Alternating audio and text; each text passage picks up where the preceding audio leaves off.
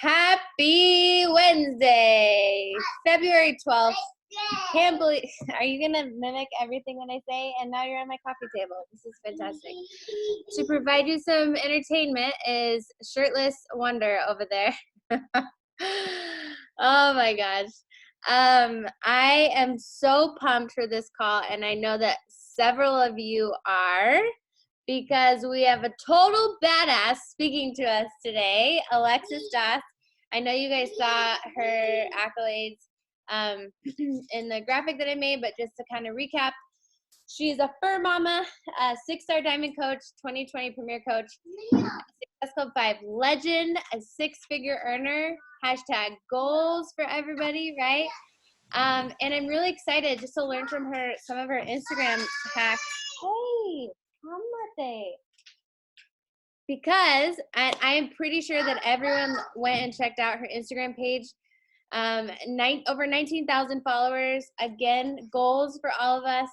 And I will say, like, one of the things that I really love about Alexis's page and just her vibe in general is how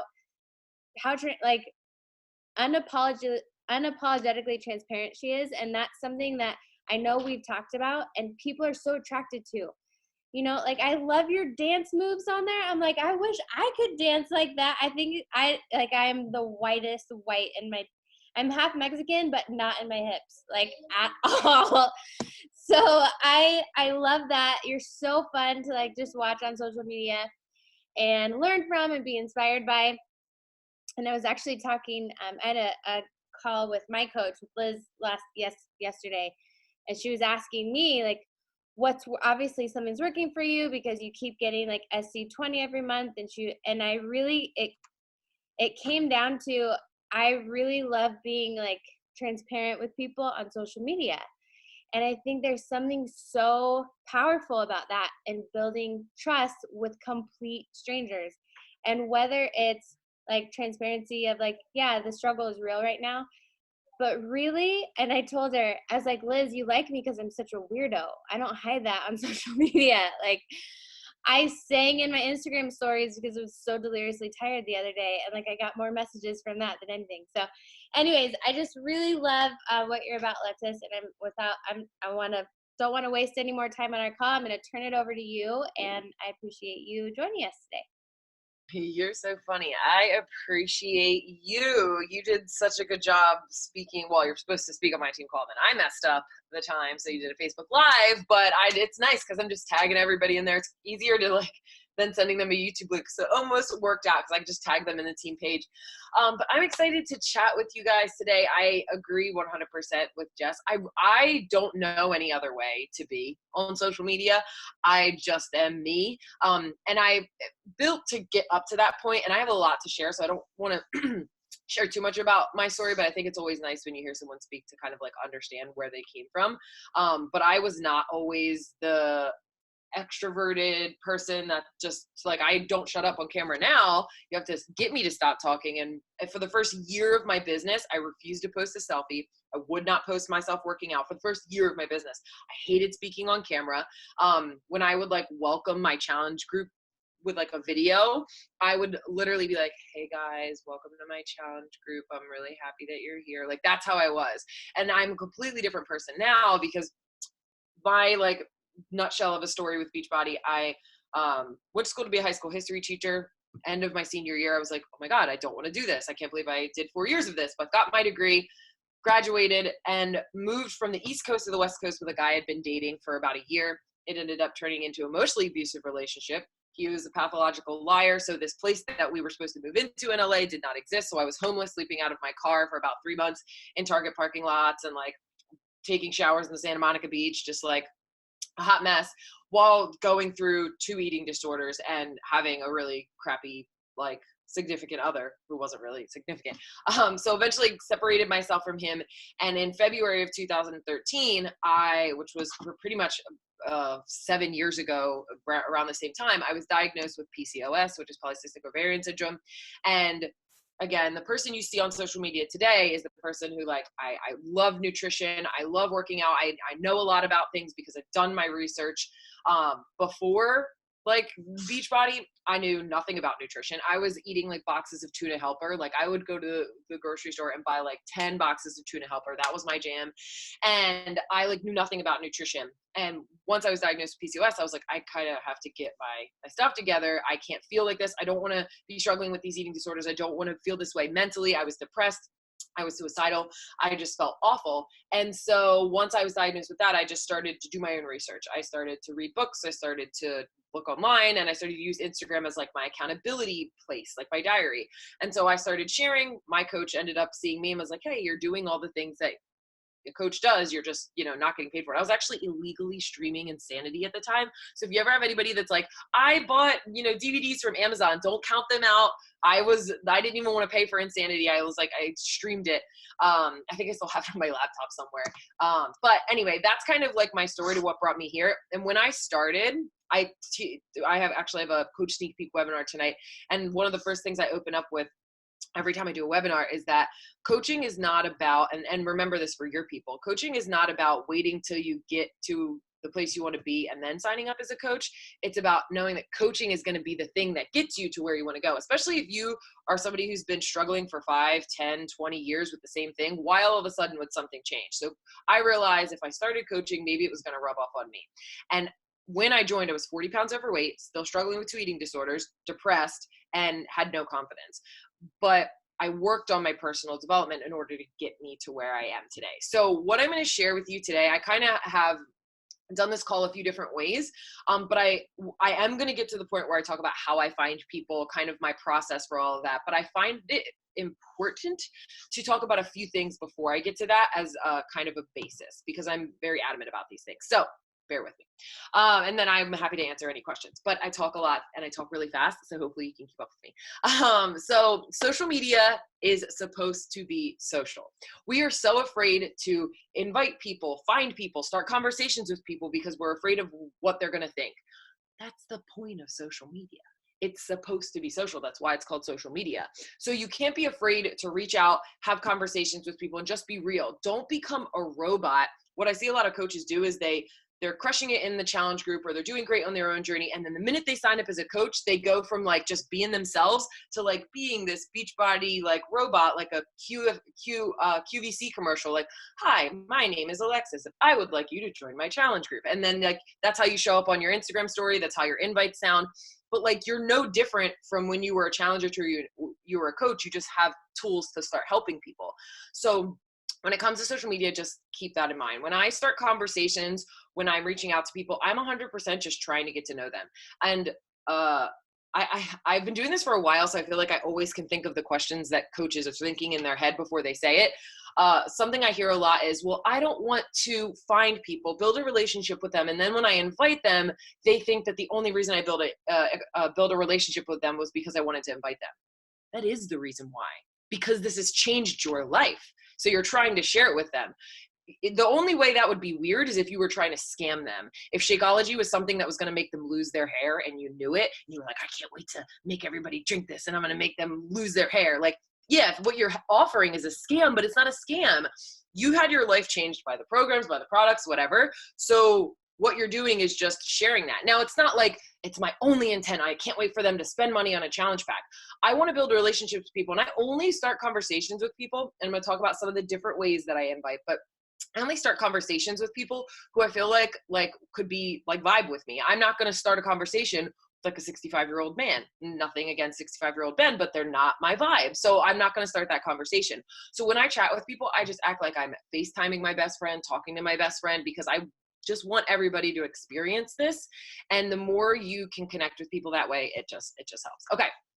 And side note is that if you are introverted, I was not born introverted. I was extroverted from the moment I came out of the womb. But then when I went through an emotionally abusive relationship, I became a shell of a person, and I had to find my extrovertedness again. But if you're introverted, you have to work on that. Doesn't mean you have to like become extroverted, but if you constantly say, I just don't like talking to people, I'm introverted, you're going to basically affirm to yourself all the time that you can't talk to people, that you're afraid of people, and you'll just keep perpetuating that idea in your brain. It's like I always say that I'm bad at math. I was never good at math, but I always say I'm bad at math. So if I always say I'm bad at math, I'm never going to do anything to get better at math. I'm just going to use that as my excuse. So if you're introverted, you're afraid to talk to people, you're afraid of all that stuff, you have to work on that stuff through personal development. Okay, so the next two things I want to talk about are fear and failure. This is kind of just really briefly, but I find that they're important. So fear of inviting, fear of just starting a conversation with people, fear of building a team, whatever it is, fear itself and being uncomfortable with inviting and doing all of that is really just a perception. It's not an actual thing. Fear is not a thing. I think it's like false evidence appearing real. So it's not that we're at like fear is an actual thing. We're just afraid of what could happen or something that you're fearful of that might happen. Like I'm afraid to send the invite because of what could happen. But if you think about that, it's really silly, right? Because it's what could happen. And almost always, sometimes occasionally we might get like a message that doesn't make us feel so good. But a lot of times we have this fear and it's the anticipation. It's the buildup of starting the conversation. It's a buildup of sending an invite. It's a buildup of starting to build a team. And then once you do it, you're like, I can't believe I really just made that big of a deal out of that. That really wasn't that bad. So when you're finding new people, when you're starting conversations, when you're inviting, when you're doing all the things that you're fearful of, remember that if you can just do the thing and do it as quickly as you can versus sitting there wallowing in like what might happen, the fear will be less of a thing. So Grant Cardone talks about it. I think it's in the 10X rule, but the book is about like, sales and all of that. And he says that if he has somebody who needs to make a bunch of sales calls, that if they have their list of people, he just recommends that you just pick up the phone and do it. And like, don't think about, okay, maybe I should do it at 12. I have a little bit more time. And then 12 comes around and you're like, oh, I don't know if I'm really ready to do that. And then you think and it extends it so much longer. So if you have your list of people that you're going to invite because your free group or your challenge group's coming up or your coach sneak peek's coming up and you need to invite them, you want to make sure that you just take that list and you go send, and then close your phone, close your computer, walk away, run away, go do some errands, whatever you need to do. And it'll take less of like the time of you overthinking it. I know that's just a little thing, but I think that's so much of the thing that holds a lot of people back when it comes to inviting or just starting conversations. You spend more time thinking about it than if you just sent the invites. You spent an hour thinking about it, but it took you 45 seconds to send the invites. So just let go of that. The second thing I want to talk about with this is the idea of failure. So I'm going to give you ideas about finding people, inviting, all of that stuff. But a thing that I can give you all of these things, but if you don't use them, this call was for nothing. Then you just got inspired for the day. Maybe you sent a few invites, but then you went the rest of the year continuing to doing what you've been doing. So failure, sending the invite, starting conversations with people, and then not getting a response. Somebody not interested in what you have to offer. And that's what people consider failure. I teach my challengers this. I teach my coaches this. I think that failure does not exist. Failure to me is not a thing. If something doesn't work, if I post something and it gets no engagement, if I send an invite, somebody's not interested, that doesn't mean that I failed. If I set a goal to our goal is to go to 8-star qualification at the end of this month. If I don't hit that goal, that doesn't mean I failed. That just means what I did didn't work. And now it's time to try something new. And that's just rephrasing in your mind about what failure is. But if you do that, it makes everything less scary. I explain this by like how I help my challengers in the beginning. In the prep week of all of my challenge groups, I ask the question, what is your biggest fear with going into your program that you're about to do? And almost 90% of the people say, I'm afraid to fail. And I tell people that what I share with them in terms of like the challenge group, I say failure is a thing if you let it be a thing. So let's say you go the first week and you're doing bar blend and you feel good and you crush it. Your nutrition's great, you meal prep, you do your workouts. And then the next week on a Saturday, you got 2 weeks under your belt and they're really great. And on Saturday, you end up having like a rough day and you eat an entire box of pizza and you drink a bottle of wine. What a lot of people will go is, oh my gosh, I can't believe I did that. I'm a failure. Now I can't believe I did that. Now I'm going to fail and this program is ruined and I don't even know where I'm going to go from here. Which kind of sounds like a toddler having a fit, right? And we do that with our business. Like we send invites and we're like, oh my God, I sent like 10 coach invites. Everybody told me no, now I'm a failure. You kind of sound like a toddler, right? And that's just tough love. I'm very much about tough love. But if you just say, oh, cool, that wasn't supposed to happen. I ate the pizza, I drank the wine. Let's move on to the next workout and continue. We tell our challengers that, but are you telling yourself that in the business? you're going to send invites. People are not going to respond. People are going to say no. That doesn't mean that you failed. It just means you have to continue to talk to more people and always make sure that you're figuring out what you can change up, what you can do better. So just take the power away from failure. Thomas Edison, when he was inventing the light bulb, said, I haven't failed. I just found 10,000 ways that don't work. So if you keep that Thomas Edison mindset when you're finding people, sending invites, doing all that stuff, you'll take the fear of the failure away, and then it won't even be a thing. Okay. So I want to also chat about kind of how do you get to that point where you don't have the fear. Just some really quick tips. Personal development, you hear it all the time, but there's a reason why every national wake-up call, every team call, every guest speaker, everything, everybody always says personal development. I did not read personal development for like the first year and a half of my business because I was like, why do I need a book to tell me to be more positive? Like, I know I need to do that. I'm not doing it. I just need to do it. But the books just help put that good stuff into your brain every single day. It's just like those good vibes when you get off a team call and you're hyped up. That's like personal development every day. I'm also big on affirmations, and affirmations, not just, I am confident, I am strong. Do affirmations around your fears in the business. So if you feel like every time you send an invite, everyone says no, what if you said an affirmation every morning, said it multiple times and said, every time I send an invite, I hear yes. And then you say things like that, like, I have zero fear when it comes to coach inviting, or something like that. Those affirmations, there's something in our brains called the reticular activating system. And it's basically our brainstem and our cerebellum and all these things connected that mediate our consciousness. And if you're constantly telling yourself, every time I try to, this is another thing I hear, every time I go to Instagram to find people, like, there's just coaches. It's just coaches everywhere. Okay, I guess I'm going to go find my list of people like Alexis told me to find, but I bet I'm going to find a bunch of coaches. Guess what you're going to find? A bunch of coaches. And you're going to, the good and the bad are all there, but when you say negative affirmations, your blinders are put on to see all the opportunity. When you say your positive affirmations, your blinders are taken off and you see all the good stuff. Okay. I only have a few more things, and then I'm going to get to the part where I actually share the tips and tricks, because I'm very much like a preacher. I don't know. I feel like I'm always like, have all these things I want to share before I get to the actual tips and tricks. So I promise 2 more things. So the next thing is about, this is more so for new coaches, but even if you're not new, you can apply this to yourself and you can help your new coaches. But if you're afraid to start conversations, find people, invite, because you're like, well, I'm brand new. Like, how can I really help people if I'm still like figuring out things, if I'm still so new to everything? But you have to stop thinking of this business and your invites as like a businessy transaction. Again, that like Beachbody robot. We're working on being the best version of ourselves and sharing that with other people. So if you're a day old or 10,000 days old, you're just sharing what you're doing with other people. So if you just share that you're really jazzed about everything, like when I first started, I was the kind of coach that was sending coach invites the day I signed up, because I more so didn't know what I was doing. I just thought everybody was supposed to be a coach, but I shared that with people. I had a coach on my team that was a top 10 coach. And when I invited her, before she became a top 10 coach, I said, I just started this. I have no idea what I'm doing, but oh my God, it's so fun. Like, I love for us to do this together. And that's how I sent my invites. Now, how I sent my invites in the beginning is different how I send my invites now, but you have to know that that's how you kind of go through this business. You have to stop trying to skip I call it your Beachbody puberty.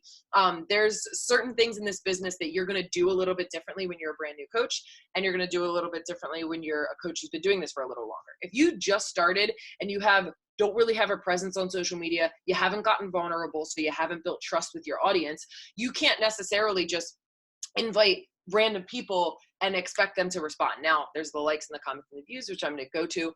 But if you just chat with the people that you're talking with, whether it's, friends and family, or like the people who are currently following you or engaging with your stuff on social media, don't be afraid that you're new. Just share that you are new. Don't try to hide the fact that you're new, because people are going to want to connect with that. Now, once you've been doing this business for 3 years, you can change your invites from, I'm brand new, I'm figuring this out, do you want to join me, to, I've been doing this for 3 years and this is how it's changed my life. So you can still talk to all of those things. It's just recognizing where you're at, but not letting it stop you from moving forward. Okay. And then my last little, a metaphor, I guess, that I like to use. It might seem funny, but I swear it's so true. And this is like the process of inviting. So we're going to talk about finding people and like my process. It's very simple, so it's not going to be anything crazy, and I am happy to answer questions. But when it comes to inviting, a lot of times coaches are, and I'm sure you've listened to team calls before where you get different ideas on how to invite, and you're maybe tired of hearing the words, just send the invite. Cause you're like, well, I know I need to just send the invite, but like, I don't have people to invite, or how do I invite if I don't really know how to word it that well? Or you're thinking about all the things about why you can't send the invite. So I want to use the example of making out with another human being. So take yourself back to when you were in high school or maybe in grade school. I don't know when you had your first kiss, I'm not judging. And you hadn't figured out or you haven't had your first kiss yet. So how in the world would you know how to get good at kissing other people if you've never really done it? You can watch other people make out, but you don't know what's going on like inside their mouths. And someone can tell you how to get good at it, but you don't really know what it feels like until you try it. You don't know like where you're supposed to put your tongue. Is your nose supposed to go to the left or the right? Like, is saliva like a thing, or like do you not want a lot of that? And you don't know any of these things until you're sitting face to face with Bobby from math class and then playing spin the bottle, and then it happens because it just happens. So some of you who do the kiss for the first time, you're like, oh my God, wow, I'm way better than I thought. Like that felt normal. And then some of you for your first kiss might be like, was that good or bad? I don't know. Like I have zero idea how that was. And then other of you might be like, that was really bad. Okay, that was bad, but I know how to learn from that. And that is literally what inviting is like. You can't know what is the right thing to say to your people or what works for you if you've never done it. You know what I mean? People can tell you, I can give you these tips and tricks, but until you actually go out there and do it, because the way I invite is probably different than how some other coaches invite. So if you try one person's way of inviting and it doesn't work, that doesn't mean that you're a failure. That means you have to find a way that works for you. So I know that might be silly, but just keep that in mind, right? Because then it makes you be like, okay, how can I get mad at myself for not knowing how to invite if I've never really tried it?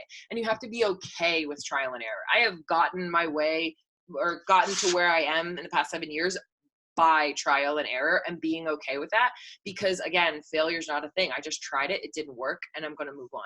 And there's a book called The Four Agreements. I'm sure you've heard of it, but they talk about in there that a lot of times when we worry about how other people are judging us or what they think, it's like a 5-second blip in their day. You're afraid if you send that invite that person is sitting on their phone like, I'm going to dissect this invite, and then I'm going to talk to all my coworkers about it, and then I'm going to think about it. Do you know how selfish human beings are? They look at that invite, and even if they don't respond, they put that thing down, and then they go worry about their day. And you spent hours worrying about what someone thought when they forgot about it 5 seconds after you sent it. So keep that in mind when you do those things.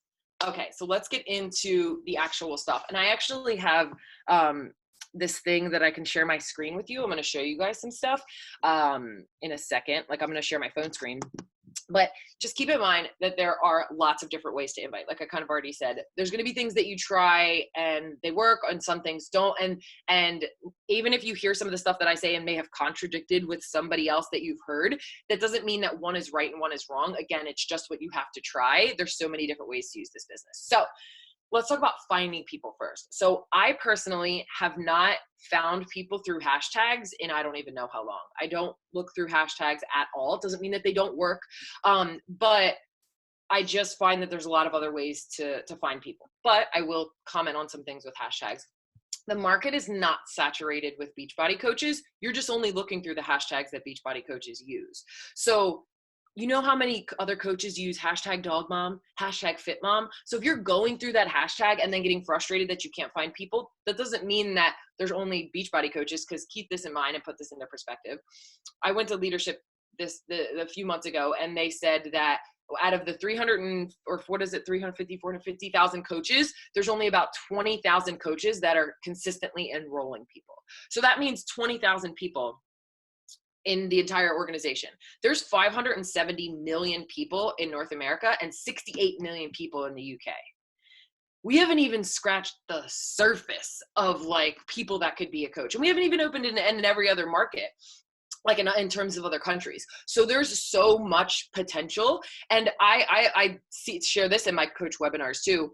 People, if you're talking to somebody about coaching, people are like, well, I don't want to be a coach. There's already so many coaches, but there's millions of doctors and nobody questions going to medical school. I don't want to go to medical school. There's a lot of doctors out there. Like, what? That's silly. So just keep that in mind. So if you're going to use hashtags, there's two ways to look at this. You can either use on your page hashtags of things that like are, I like to say, how do I word this? I like to use hashtags that are things that people would be Googling that are like me and in a similar life phase. People, I know I do. I use Instagram as Google sometimes. Let's say I'm engaged, I'm going to get married next year. So I'm going through hashtags like DIY centerpieces, bridesmaid dresses, like things like that, because I'm going to be able to connect with people, start conversations and connect more on that level. Like I'm going to be able to connect so much more. Like I have an English bulldog. I'm going to connect so much more in the fact that I have an English bulldog or that I'm getting married and I'm trying to figure out like what to do for my centerpieces and have a conversation with someone, so much more than the fact that like, hey, we both worked out today. Like I have not, and in forever, started any conversation with somebody being like, I saw you working out. You're doing great. Again, doesn't mean it doesn't work, but like I connect with people on the things that we're into more than the fact that we work out. People do not join my challenge groups because I work out and I eat healthy. They see me be consistent. That's important, but they join me because they've also been through an emotionally abusive relationship. They've also struggled with eating disorders. They also like to go to music festivals and dance like I do.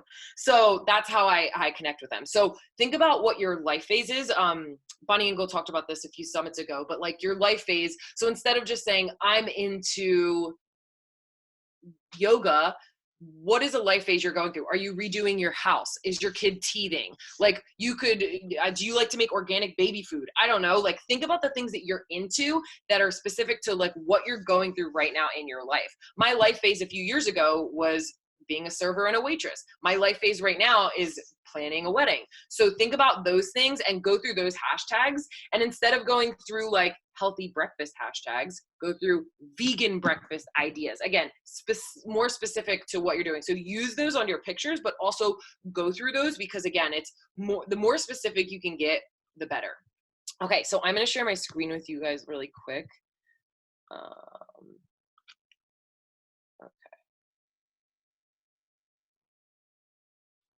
See if I can do this. Okay. Can you guys see my screen? Sorry, I have a lot of alarms. Can you see my screen? Okay, good. So one of my favorite ways to find people, and if there are some days when I go to find people and I literally can't find anyone. And there's other days where I make a list of 30 people in like 10 minutes. Don't get discouraged when you have those days. Just like some days your workout's going to be awesome and other days you're like, wow, that was absolutely terrible. So with Instagram, one of the things I do is I like to go to the explore page and I search for a picture or a like, and something typically that has to do with, you can do this with other stuff too. I'm just going to use health and fitness as an example, but I try to find a picture that I know is going to have a lot of likes and comments. So let's see if we can actually find one. Let's just make it easy. We'll search healthy food. It's not usually the hashtags I go to because it's basic, but you get the idea. So let's see. So this is perfect. So this is a post that has 508 likes and 57 comments. What I do is I immediately go to the comments and I click on each person. Because the people who are commenting, look, this person's perfect. Oh, I already follow her. So the people who are commenting on Instagram posts are the people who are engaged on Instagram. So those are the people that I'm going through. So I literally click on each person. First I check, are they a Beachbody coach? Are they doing something else? Do they live in the US, UK, or Canada? And then I, check anything else that like might be my vibe. And then if I like them, I'm going to put them on a list. So there's two lists of, well, I guess there's two lists, but there's three ways that I kind of am doing this for. I'm either networking to find people to put on my list to invite to coaching. Now, when I was first building my business, I put people on my list to also invite to a challenge group. I have gotten to a place in my business where I don't necessarily have to do that because I've worked very hard to network to get my Instagram to be a little bit bigger. And I'm, reaching out to the likes and the comments and the new followers. So typically my lists are just for people who I'm going to invite to coaching. But if you're still building your business and getting to that point, I go through this and if I find somebody that I like, I'm like, oh my gosh, I love them. I can find somebody that I'm not already following. Usually the people that you're following are at the top of the comments. So, okay. So I wouldn't necessarily message this person, just got a little bit bigger of a following. Occasionally I do if I'm feeling baldy, but, so let's just say she had, 10,000 followers. I take her name, I put her in the notepad section of my phone. Like I literally have, okay, let's see.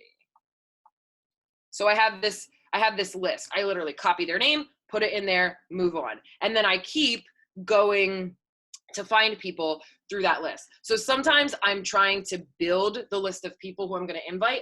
And then other times I'm just networking, because if I go through here and I'm commenting and I'm engaging with these people, like going to their page, commenting, they're going to see me pop up and they're going to go to my page. So there's kind of two ways you do this. Every morning, while you're eating breakfast, you spent 10 minutes just networking and going through specific hashtags that are specific to you. Those people are going to come to your page, because I'm going to get in a second talking about how I invite the likes and how I invite to people who are liking and commenting and viewing all my stuff. But if you're not networking, you can't expect new people to come and like and comment and view your stuff. So I like to go through the comment section of pictures that have lots of likes and comments. So you can do that. And again, if I wanted to do, let's say, DIY wedding dress, DIY wedding decor, I could do this and go through like some of these, and again, go through here. And sometimes I'll go to a person's page and see, again, this person has a lot of followers, but like, let's say I went to her page and she was sharing about how she was planning a wedding. I would message her and say, hey girl, I know this is really random, but I was going through the DIY wedding decor hashtag because your girl cannot figure out what in the world I want to do. I saw your page and are you planning a wedding too? Because I'm super lost, or something like that, where I can kind of start that conversation. That's going to be so much easier for her to want to respond and chat with me versus, hey girl, saw your page, want to work out with me? You know what I mean? And it's just taking a little bit extra of a step. Now, this is where you're building the relationships. There is a quicker, easier invite, which we'll get to, but that's kind of what I do. Another thing that I do is I also go to popular Instagram pages that have a lot of followers. So again, Wedding Wire, again, I'm just doing this because this is my life phase right now. This page is a gold mine for me to start conversations with people. And remember, there was a national wake-up call. I forget his name. He's from New York. He's like a super big guy, Beachbody coach. But he talked about sometimes we're so caught up in starting relationships and inviting people that are posting about health and fitness, when honestly, not that they don't need it, but the people who aren't posting about health and fitness are the ones that need us most. They don't have a plan. They don't have structure. They're not doing anything. And so don't be afraid to start conversations, even if they're not posting about health and fitness, because if you guys connect on the fact that like your kids are both teething at the same time, and then they come to your page, you interact with them a bit, they follow you because you connected in that way. And then in a week later, you post about your challenge group and they're like, oh, wait, what is that? I didn't even know that you did that. Like that has worked for me like clockwork for the past 7 years. And that's just a part of what I do. So that's just a piece of it. Another thing you can do too that I like is, let's go back to the healthy food. Cause I do a lot of, let's see, does this girl have, I'm trying to find somebody that's definitely going to have a lot of likes. So let's just do this. So another thing I do besides the comments is if you click on the likes, you can see, and I'm sure you guys know this, when a profile picture has the pink ring around it, that means they're posting on their story. In my head, if they're posting on their story, they're active on Instagram, and I don't even have to worry about clicking each person. I literally just click right on their thing, and it opens me right into their story, and I comment on it, and then I get out of it and go to the next person, comment on it, get out of it. So I'm literally starting conversations. Now, sometimes I do like to check to make sure they're not a Beachbody coach first, but this makes it super quick and easy. So like, let's say I wanted to do this and I only click on the people who have that circle. So if I see she has a circle, so I click this and then I click her name at the top and then I'm like, okay, this girl looks cool. Then I go back, comment, because all you have to do is click this name at the top. And that's how I quickly engage. If you did this every day on the pictures and the Instagram and the things that are your vibe, your life phase, your thing, and you do that for 15 to 20 minutes every day while you're sitting on the couch or maybe waiting for to pick up your kids, in the carpool line at school, imagine how much of an effect that would have on your business. people see people like me, and I've been struggling with my following for like forever because I don't even know what's working. I can grow my TikTok, but I can't grow my Instagram. I get new followers, but I also lose followers because I think sometimes people don't like how real and raw I am because they're not comfortable being that way with themselves, but that's just my idea. But people don't get to a big following by having people come to your page. You don't post something and put hashtags under it and have everybody come to you. It is organic reach and getting your hands dirty in Instagram to bring people in. That is how I built my Instagram. I always network and bring people in. Okay, so what was the other thing that I was sharing? Okay, so likes and comments and views. So every day I go to my story, I click on my most recent one, and I scroll, and I just invite 10 people who are viewing and liking and commenting on my stuff. So I'll either go for my views, I go for my likes and my comments. That cuts out the having to build a relationship, because I do a little bit of the building a relationship, because those are, you have the good quality people. The people who are liking and engaging on your stuff, it's like you owning a Starbucks and people always coming in to use the Wi-Fi, but they never use coffee, or they never buy coffee. They're probably not going to buy coffee, but if you go up to them and say, hey, I see you always come in here, would you like a coffee? Then they're probably more likely to do that. Don't be afraid to reach out to the likes and the views and the comments, because they're there. So I always send a video invite. And my video invite sounds exactly like this. I record a new one pretty much every morning just so I have it. I record a new challenger invite and a new coach invite every morning just so I have it. And it's something along the lines of like, hey girl, I saw, I was just going through my Instagram stories. I saw your name pop up. I appreciate the love. I'm sure you probably just follow me because I have a really cute dog. But I know sometimes the things that I share with my challenge groups, people want to reach out. They're afraid to because they're not sure how it works, or they think it costs $1,000. But I was curious if you ever actually thought about joining one of my groups. I would love to share more info with you about it. The confidence that I've gained and the community that I have from these groups have been absolutely life-changing. And I figure if you see my stuff, like maybe it's something you thought about. If not, no worries. I appreciate the love. I hope you have a good day. Literally exactly. I've said, I can repeat it in my sleep because I've said it so many times. It's maybe a little bit different depending on what I have going on that month, but I literally record that message and then I just go and I click and I send the message. A way I organize my messages is if I click on the person and go to message and they are flagged up here, that means I know I've already sent that video invite. And then I delete those because your DMs and Instagram can actually get super full, especially if you're being as consistent as I am teaching you right now. So I flag the message and then I will delete it. So that way, because a lot of those same people view my story, I don't want to go and send them the same exact video message.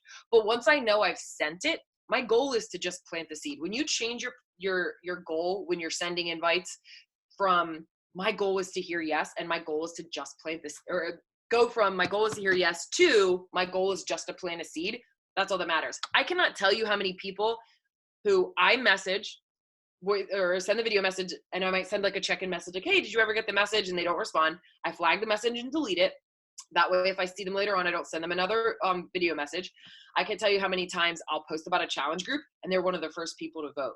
They didn't respond to my video message, but I planted the seed in their head that they could. And then the next time I post it, they reach out to me. They vote. It doesn't happen all the time, but it's so funny because I'll like see them message me and I'll go to their page and I'll see it's flagged and I don't think I've had a conversation with them. I'm like, oh, I video messaged you and now you're the one coming back to me. So that's kind of what I do. I do that with my views. I do it with my likes, and I send 10 a day.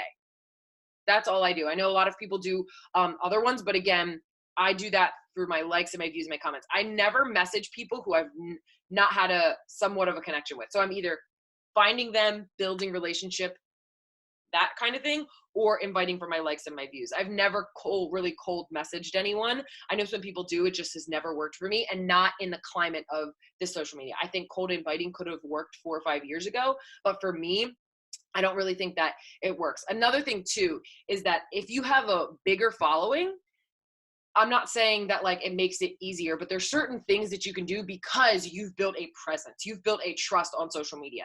If you're just starting out, it doesn't mean that people don't trust you, but you have to work to build people's trust. You have to show up. You have to be vulnerable. You have to be consistent.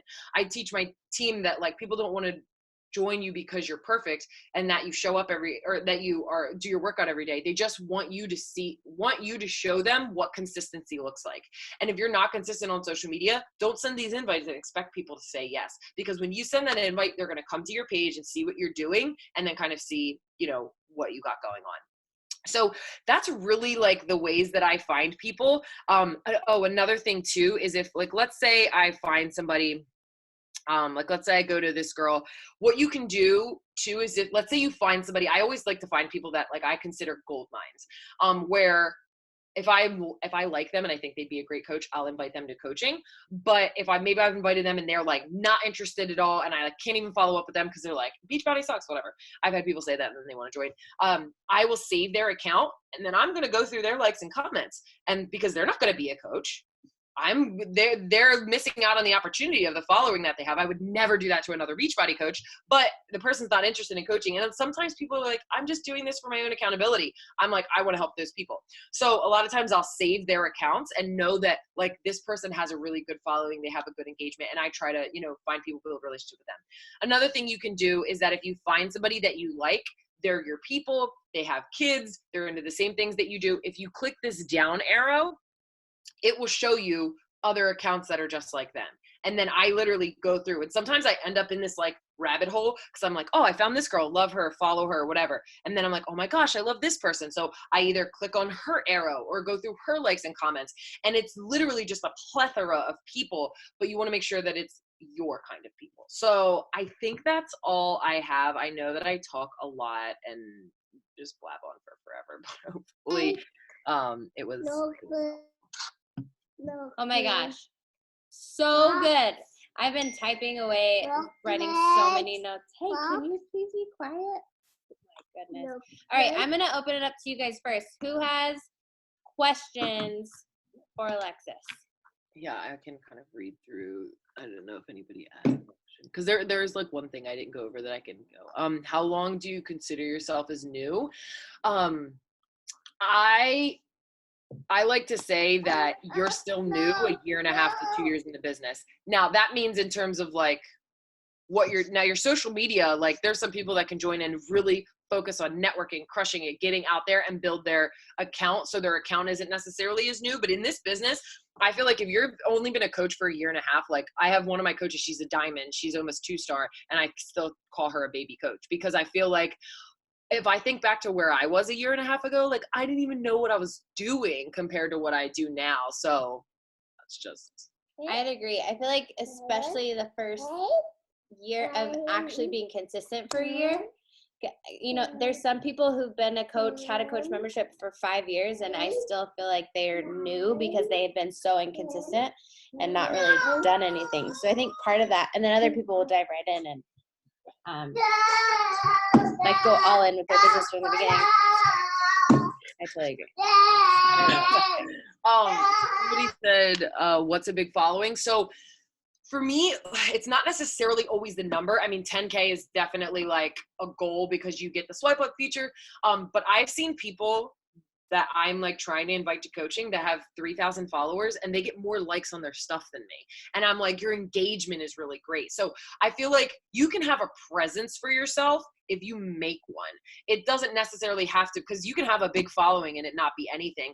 I more so just mean that you have a presence on social media. You've been vulnerable. You've shared the stuff that like makes you want to puke to hit post. Like when you can share that stuff, that can help you build that trust. But if you're just sharing sweaty selfies, if you only share like the surface of everything and you're not really getting deep, and I don't expect you to do that on day one, but working to do that, it can be a little bit better.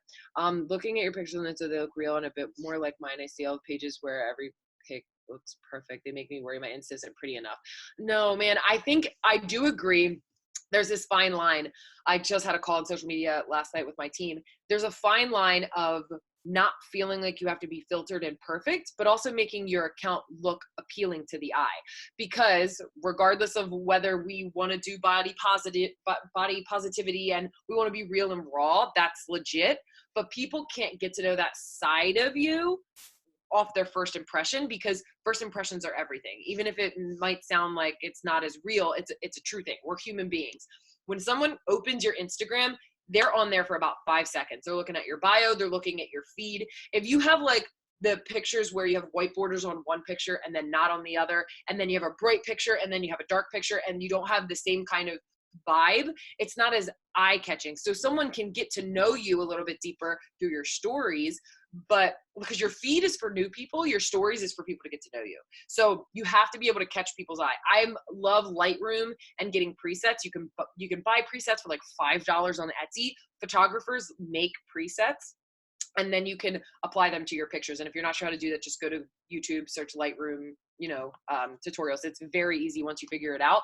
It just gives your page some like a uniform look. It just looks a little bit better.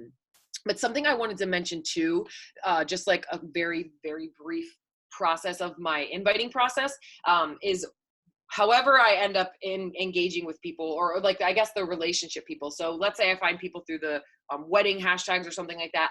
We chat about our wedding. And then first question I always get, well, how do I move the conversation over from wedding stuff to inviting to my challenge group? You don't. You don't have to wait for them to say, I need to lose weight in order to do that. The way I bypass that is simply by saying, once my group's coming up, and I typically like to build a relationship with someone for about 2 to 3 weeks. And I have a list of people in my phone, and every night or every 2 days, I will take my list, copy, paste their name, engage, copy, paste their name and engage. And I do that. It's like 20 minutes and I go through all my people.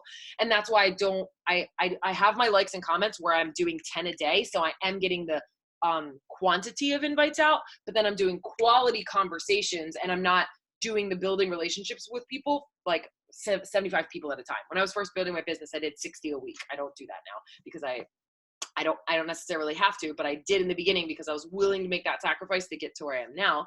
But when I build that relationship, the way I bypass that, hey, do you want to join my group because you need to lose weight? I simply say, oh girl, by the way, I meant to message you. I don't know if this would be your thing, but I figured I'd let you know.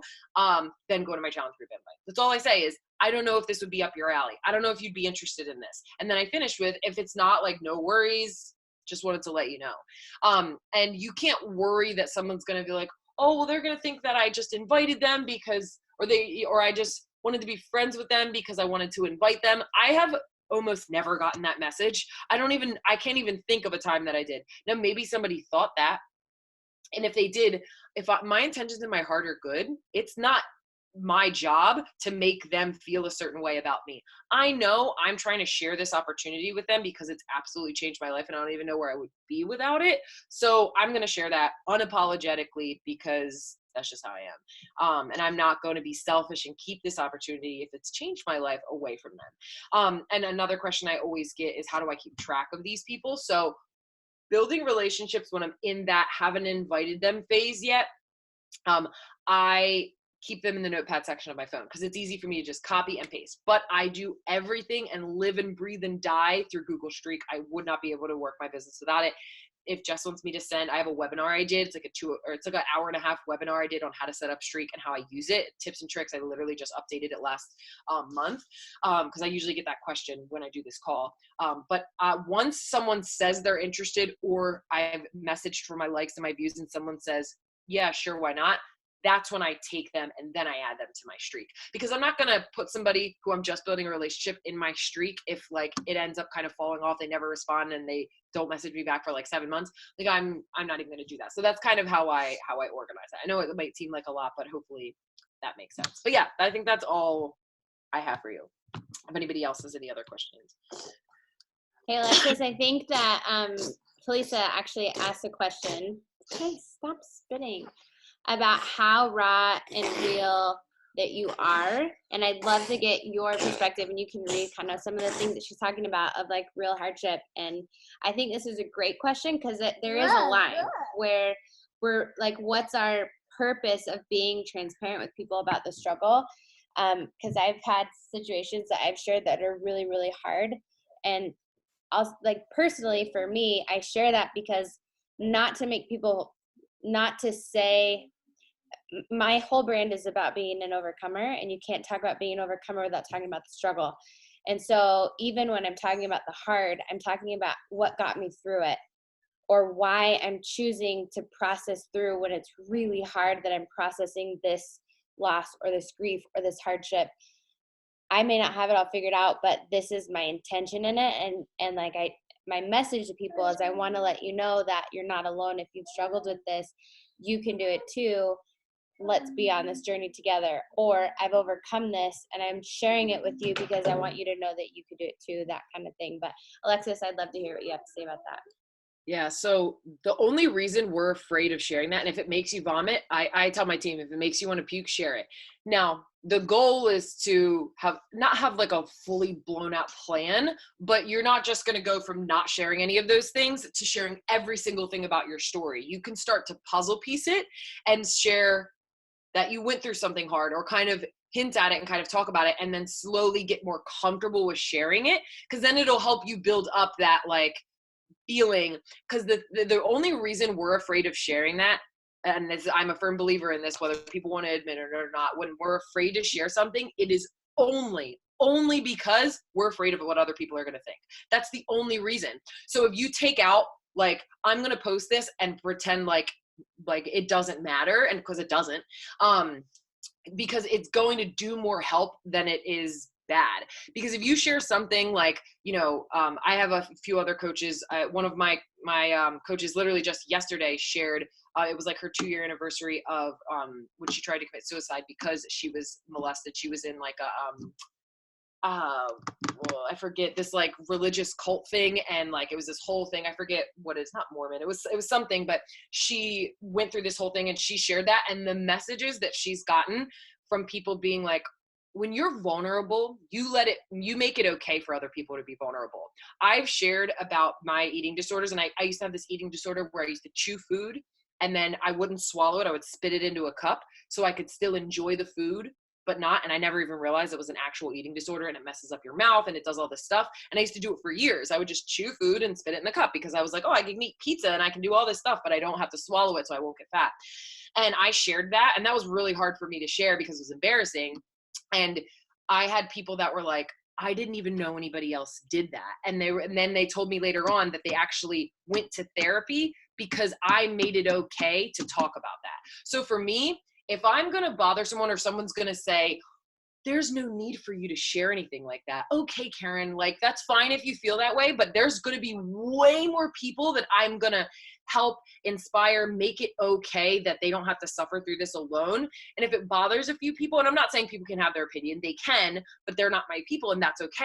I'm never going to make somebody feel bad because of that. But like, if I inspire a bunch of people to feel better or to be okay to talk about it, and I make a few people upset, I only care about, the people that I'm going to help. So it's definitely hard. I'm not taking away the fact that it is, but puzzle piece it, find what, makes you comfortable. The only thing that has been a tricky thing for me, and I still haven't been able to help people when it comes to this, is when you share specifically about someone else that isn't necessarily your story to tell.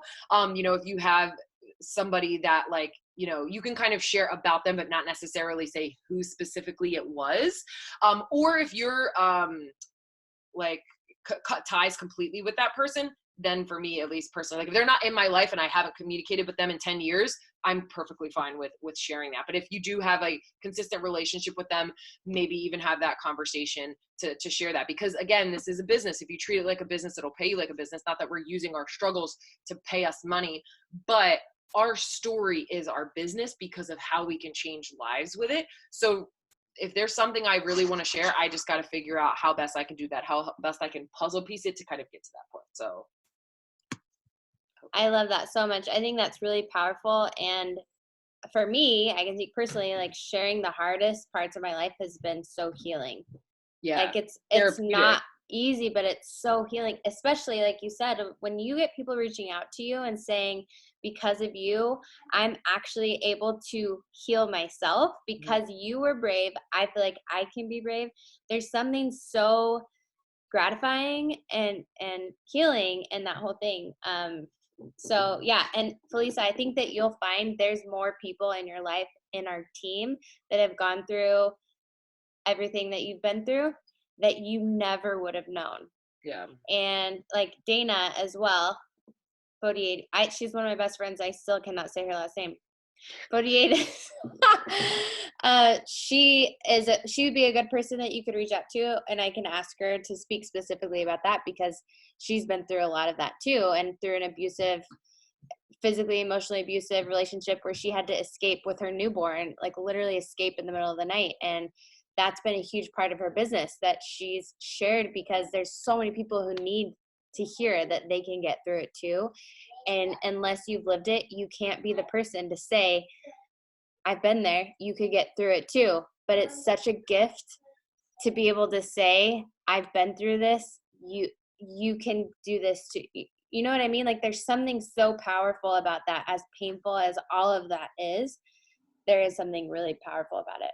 Yeah. And it makes it like, it's a part of, I know it sounds silly to connect these words, but like, it's a part of your brand, because if you don't share that, that's such a huge piece of you, then that's how you end up white noise on social media, because you're working out, you're eating healthy, and that's good. But what makes me want to join you versus this person? And it's like, oh my gosh, because the other thing I think of too, this is like why I have such a mission just to help people, is that like, there are so many people that don't have support with their friends or their family, like parents that don't support them. So you sharing that and you being able to possibly be the person that they could have a conversation with, they might not even have their own significant other or mom or dad that they can talk to about that. Like, imagine going through your whole life where you don't have that. And a lot of people don't. So for me, if I can be that person that they can talk to, like, to me, that's everything. And that's when you find the passion in the business. That's when you get your fire lit. And it's not something where like, I don't wake up and I'm like, oh, I have to do my business. Like, I'm so jazzed because of all of that stuff. And it's not just like your challenge groups, workouts, and Shakeology. Like, there's deep stuff in what we can do and the work we can do that's like so powerful. I think that's so good. And Felicia, specifically for you too, honestly, what you've lived through will make you a way more powerful coach than being a personal trainer. Like, I think that's all your brand has been you're in the gym every day, you're committed to your fitness, you help people in their fitness. This is a whole nother level, like completely puts you in a different category of impact that you'll have on people. And again, it's not easy, and I know it will not be easy to process through and share this. But okay, we'll put socks on. But I really do, like, people, like, you will have an insane impact with being able to share that. So yeah, for sure. Encouragement. Awesome. Well, we are at our hour mark. Any last minute questions that you guys have for Alexis? There's so much that I know we're all walking away from. And so I feel like so empowered in Instagram now with stuff I've never learned myself before. So yeah, very excited. And you can apply all the same stuff to Facebook too. It's just in a different way. Think of your 5 top interests and go join those Facebook groups and just ask questions, interact with people all in the same way. Don't get stuck on one social media platform. Don't feel like you have to do a million, but always try to make sure you're like doing a little bit of branching out. Like, I do Facebook stuff, but it's usually once a week just to make sure that I'm doing it. But it always just helps to, because you never know. Again, it only takes 3 people to hit your goal, every month. You want to help more people, you can do that. But like, it only takes 3. So even if you got 1 person a month from Facebook, like, I just always think that you should always try it. I totally agree. Most of my business is actually still on Facebook. Yeah. Yeah, I'm always blown away by that. I love it though. It just shows like there's literally no one way to work the business. But yeah, I will, just if you message me and remind me, because I have the worst memory in the world, I will totally send you the Google Streak video. It's good. Perfect. Yeah. Awesome. Okay, I want to respect your time and everyone else's. So thank you so much, Alexis. This was incredible. Thank you guys for showing up. I will post a recording as soon as it's ready, and I hope you all have the best day. Bye. Bye.